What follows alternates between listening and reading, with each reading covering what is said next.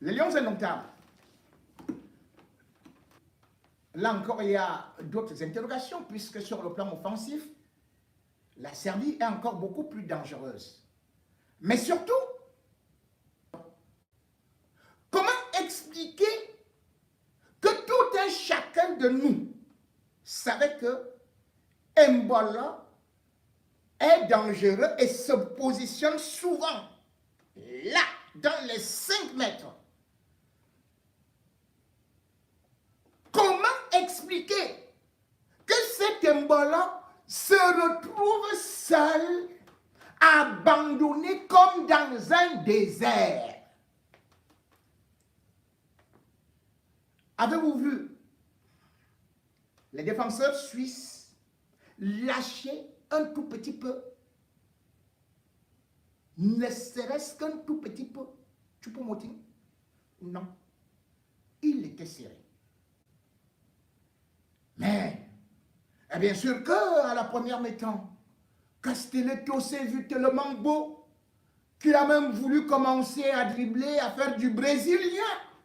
Castelletto, il croyait qu'il était déjà potable et qu'il... Mais malheureusement, oui, comme s'il avait bu la Castel et finalement, il a d'ailleurs perdu une balle qui aurait pu causer un but.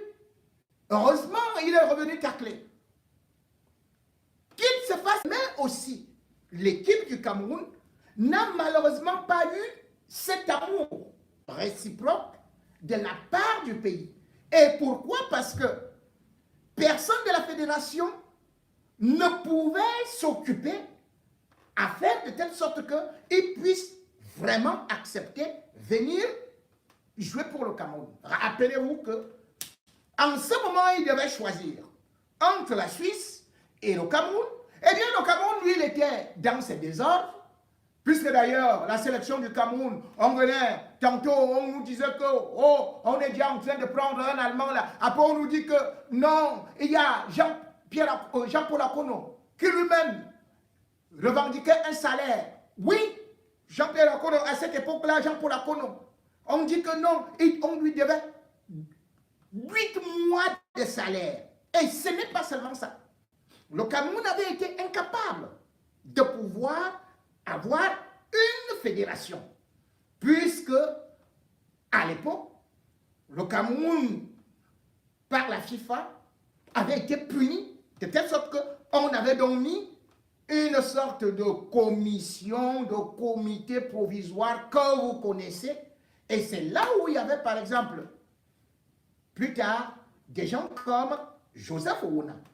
Avant d'y arriver, il faut savoir que le président de la FECAFOOT, c'était Iya Mohamed. Iya Mohamed est arrêté et jeté à la prison de Kondengui. Et quand il est jeté à la prison de Kondengui, le Cameroun a réussi l'exploit de faire que Iya Mohamed soit réélu, enfin, les gens de la FECAFOOT, que Iya Mohamed soit réélu président de la FECAFOOT, étant à la prison de Kondengui. Et c'est donc là où le gouvernement, parce qu'il y avait des règlements de compte, va essayer d'intervenir, et bien sûr pour imposer Tombi Aroko plus tard. Ce qui va d'ailleurs valoir au Cameroun la suspension. Entre-temps, les Suisses voient comment Brel Mbola est bel et bien là, comment Brel Mbola a beaucoup de talent. Mais Brel Mbola, lui, voit qu'il n'y a même pas une fédération qui s'intéresse à lui, puisqu'il n'y en avait même pas. Et quand on va dire à Joseph Ouna de gérer cela, il s'en foutra. Il ne va même pas envoyer qui que ce soit. Et d'ailleurs, même lorsque Tombi Aroko est élu, qu'est-ce qu'on va faire? Plus tard, on va invalider son élection. Qu'est-ce que Brel Mbola fait? Eh bien, la Suisse continue à le draguer. La Suisse continue à lui dire que, là, vous voyez, votre pays là, ce n'est pas sérieux. Ah, vraiment, votre pays d'origine, ce n'est pas sérieux. Et d'ailleurs, plus tard, on va même voir d'autres choses apparaître, puisque un certain Onana Besson va se retrouver, lui également, en prison, pour la mauvaise gestion, disait-on, des billets de la Coupe du Monde.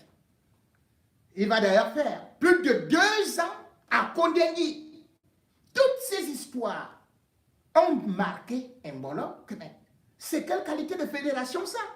Et finalement, cette fédération ne s'occupait pas des binationaux. Et quand on parle de binationaux, c'est ça qu'il faudrait évoquer aujourd'hui. Combien acceptent de venir porter encore le maillot de l'équipe du Cameroun, comme peut-être Mbemo? Si Samuel Eto'o n'aurait pas existé, peut-être que lui-même, il ne serait pas venu. Combien ont refusé notre sélection? Regardez aujourd'hui, le Cameroun est l'un des pays les plus représentés de la Coupe du Monde. Prenez l'équipe de France. Vous allez voir qu'il y a Kylian Mbappé qui est déjà là-bas. Avant même cela, il y avait déjà Umtiti qui n'a pas accepté de jouer pour des Lions. Et Aurélien Tchouameni, le voilà qui est là.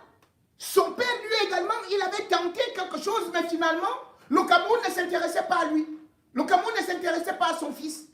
Et le voilà qui, lorsqu'il sortait du stade, après avoir battu l'Australie, standing ovation, lorsqu'on voit les Youssoupha Mokoko au niveau de l'Allemagne, c'est par rapport à l'image que notre pays représente, par rapport à nos autorités, par rapport au désordre qu'il y a eu. Nous sommes restés longtemps sans même accepter la double nationalité. Voilà des joueurs camerounais qui sont là, qui viennent jouer avec le passeport étranger, comme Castelletto. Mais ils ne peuvent pas avoir le passeport camerounais. Mais vous voulez qu'ils soient des patriotes. Vous dites que vous ne connaissez pas, vous ne reconnaissez pas la double nationalité. Et après, Paul Biya envoie le message que non, honnêtement, vraiment, je félicite, vous êtes des patriotes, allez-y de l'avant, représentez-nous. Ils vont représenter quoi? Si quelqu'un n'a pas déjà une carte d'identité de chez lui, parce que vous dites qu'il est étranger, si quelqu'un n'a pas son passeport, voilà Brel Embolo, pour venir là, au Cameroun. Mais il a galéré pour obtenir un passeport. Pour venir au Cameroun, il galère aussi pour obtenir le visa. Pour venir au Cameroun, combien de fois et combien de gens sont partis le voir? Non. On est là. On profite tout juste d'une règle de la FIFA qui dit que bon, on peut quand même recruter quelqu'un, même s'il est ceci, et puis on dit bon, il est étranger, mais il peut venir jouer dans l'équipe du Cameroun. Brel Embolo, donc, aujourd'hui, même si ce n'est pas le meilleur attaquant du monde, nous a remis ça dans le visage. C'est un Camerounais qui vient de tuer un Camerounais. Mais le Cameroun l'avait refusé, puisque le Cameroun ne lui a jamais donné les papiers. Oui, c'est d'autres pays qui donnent les papiers aux Camerounais. Le président Paul Biya, avec sa loi, refuse les papiers aux Camerounais. Voilà. C'est ce qui se passe donc.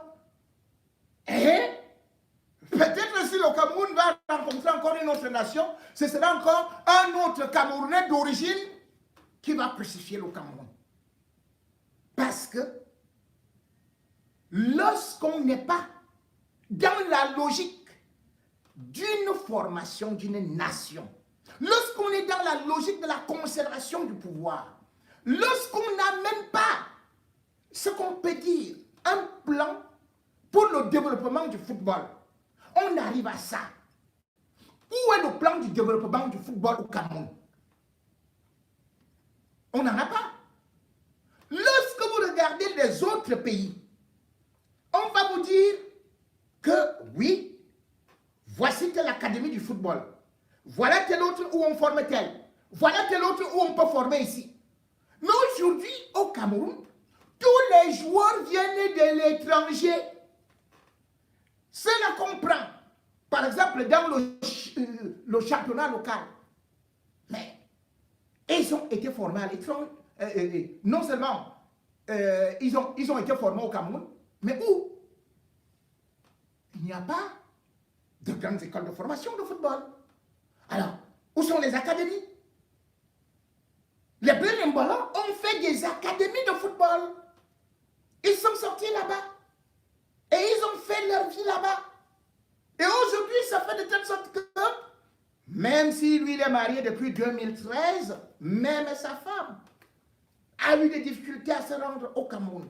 Parce que justement, comme je le répète, lorsque ça s'est mis sur les deux papiers, il a regardé ici. Qu'est-ce qu'il y a au Cameroun? Qu'est-ce qu'on fait là-bas pour le football? Comment fonctionne la fédération là-bas? Et de l'autre côté, on lui a dit, voilà ce qu'on a. Voilà là où tu as été. Voilà là où tu as été. Voilà ce que tu as obtenu. Voilà ce que tu obtiens. Voilà ceci et cela. Eh bien, c'est la Suisse qui a tout fait de lui. C'est aussi simple que ça. Comme les Kylian Mbappé. Mais si le Cameroun se mettait justement dans un développement du sport, eh bien on pourrait avoir d'autres joueurs issus du terroir.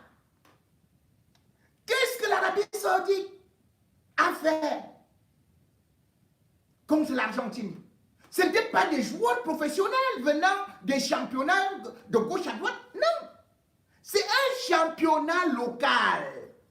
Et c'est là qu'on a pris justement Hervé Renard, qui a parcouru bien sûr tout le territoire et qui regarde le championnat et qui a décidé que je vais prendre ceci et je vais les former pendant, ou bien je veux au moins les mouler.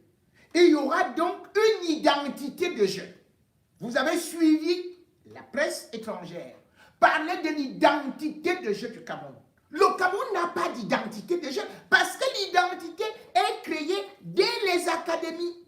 C'est-à-dire que quand vous voyez l'équipe d'Espagne jouer, eux tous, ils ont un même système. C'est la possession, c'est les petites passes, c'est dans les espaces, c'est comme ça. Ils sont à l'aise dans les espaces. Ça, c'est leur possession, c'est leur école. Il y a des écoles de football. Vous ne pouvez pas seulement dire que vous avez des universités qui doivent sortir les docteurs en philosophie, les docteurs en ceci et cela. Et vous voulez que le sport vous ramène une Coupe du Monde, donc vous voulez récolter ce que vous n'avez pas semé. Toutes les autres nations ont une formation. Voilà ça qui paye, qui produit aujourd'hui, comme j'ai dit, l'Arabie Saoudite. Le Cameroun l'avait battu en 2002. Mais regardons le progrès. Comment est-ce qu'ils sont arrivés jusqu'à battre l'Argentine? Et même aujourd'hui, ils ont une identité. Mais au Cameroun, depuis 2002, on a changé 16 sélectionneurs au niveau des Lions. Mais qu'a-t-on obtenu?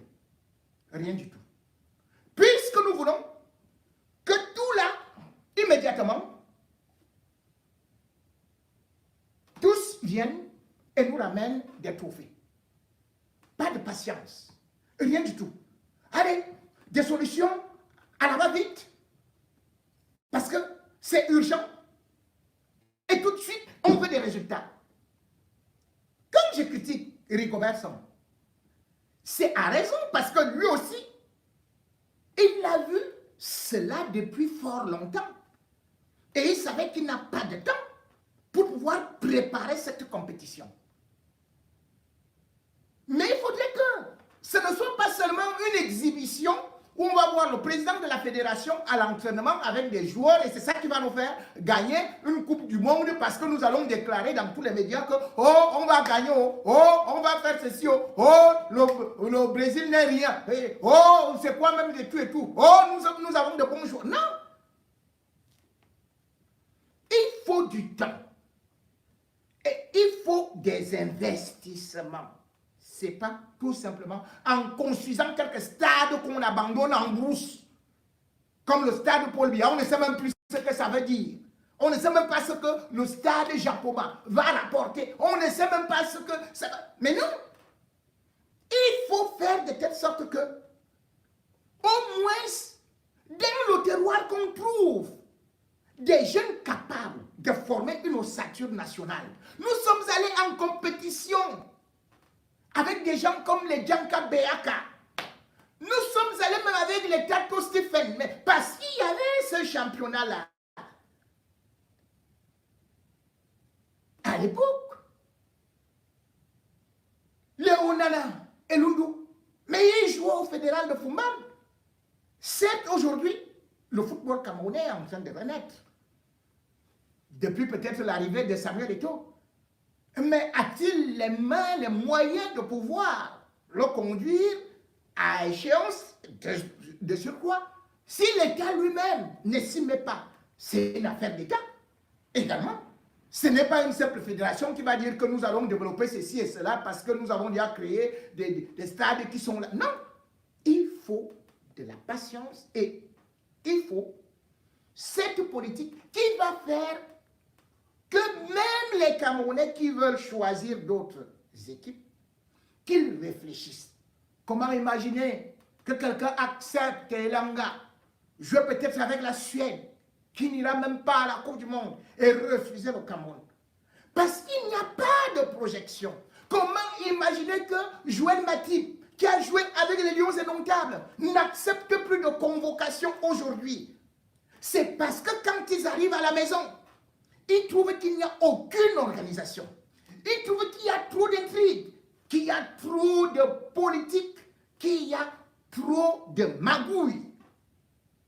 C'est cette inorganisation qui d'ailleurs avait été décriée par l'office d'un autre international, Armel Kana, l'office de Kana également, donc qui montre que les binationaux ne se retrouvent pas à l'aise dans notre tanière des lions. Et il faudrait également, comme on a dit, reconnaître aussi que si on doit porter le maillot d'un pays, qu'on ait le passeport de ce pays-là, qu'on ait la pièce d'identité de ce pays-là, vous ne pouvez pas dire que oui, celui-ci, il n'est pas camerounais. Quand il marque un but, vous êtes d'accord que oui, il devient camerounais. Imaginez si Mbemo aurait marqué, si Castelletto aurait marqué. Vous alliez dire quoi? Ce n'est pas un Français qui a marqué, mais c'est un Français qui joue pour l'équipe du Cameroun. Mais Mbappé, lui, il a un passeport français. Il n'a pas un passeport camerounais. Il y a d'autres, les Algériens, qui ont des doubles nationalités. Aujourd'hui, par rapport à ce que les Lions ont fait,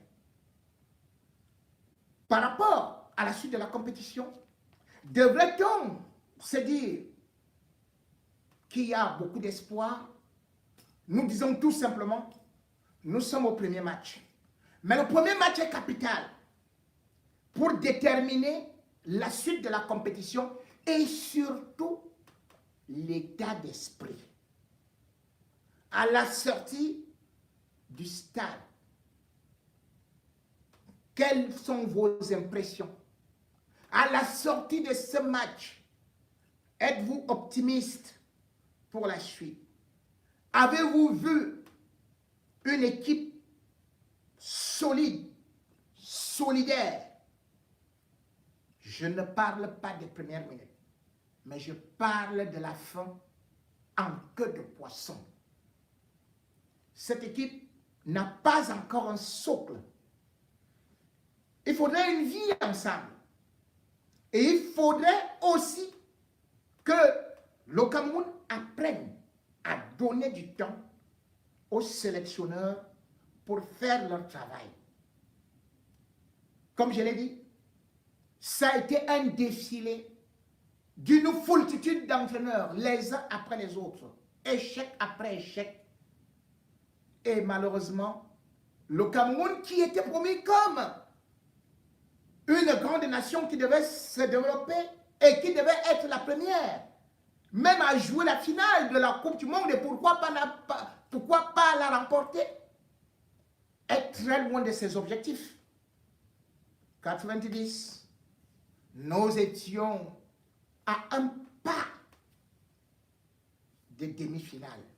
90, Nous étions là par hasard. C'est qu'il faut se le dire. Parce qu'on avait des joueurs de talent et surtout des joueurs ayant un cœur. Maintenant, le football, ce n'est plus seulement le talent, c'est un problème d'organisation. Le football, ce n'est plus un problème seulement de cœur, c'est un problème de tactique. Il faudrait, quand on arrive sur un terrain de football, avoir une feuille de route. Et pour avoir cette feuille de route, il faut correctement avoir étudié les adversaires et avoir une vie d'ensemble, sachant que mon coéquipier joue de telle ou telle façon. S'il fait l'appel de balle à gauche, eh bien, je devrais justement profiter pour créer une brèche à droite. Or, lorsqu'on a vu certains appels de balle, quand on a vu certains mouvements, à partir de la 60e minute, on a compris que les idées n'étaient plus là, qu'il n'y avait pas une certaine organisation et que les Lions jouaient à saute-mouton.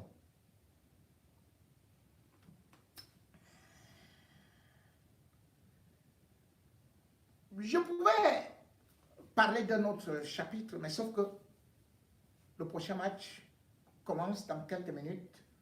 Je vais laisser les autres le regarder, tout comme moi-même. Et bien sûr, je vais aussi, avec vous, regarder le match du Brésil pour savoir si nous pouvons lever la tête, si nous pouvons encore espérer et si, surtout, nos adversaires vont nous laisser quelques miettes. Espérons que, à partir de ce soir, les autres vont nous décevoir. Et comme ça, nous pourrons aussi dire, nous avons encore un certain espoir, parce qu'il n'y a que 2 équipes qui doivent passer. La Suisse a déjà gagné. Et si jamais, et en gagnant aujourd'hui, cela veut dire que les Lions ont déjà presque 2 pattes dans la marmite. Mais bon, tant que le Lion respire encore, il y a espoir. Bien bonsoir à vous. Au revoir et à tout à l'heure.